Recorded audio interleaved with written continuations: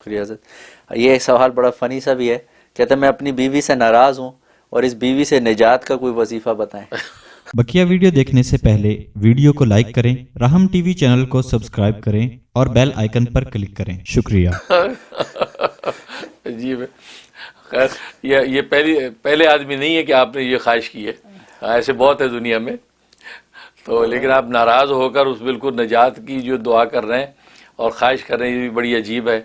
تو سب سے پہلی چیز تو میاں بیوی کے آپس میں الفت محبت اور یہ ناراضگی دور ہونی چاہیے. اور 3 دن سے زیادہ ناراض ہونا ویسے اہل ایمان کے لیے جائز نہیں ہے.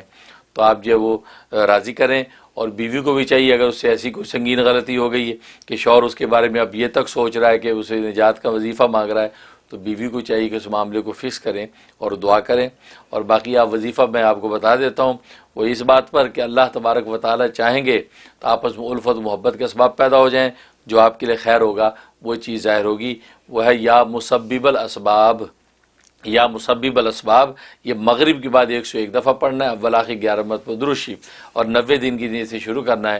انشاءاللہ غیب سے آپ کے حق میں اچھے اسباب ظاہر ہو جائیں گے. اس سے نجات چاہیے یا یہ آپ کا اس کا ساتھ چاہیے، تو جو بہتر ہوگا اللہ وہ آپ کے ساتھ کر دیں گے.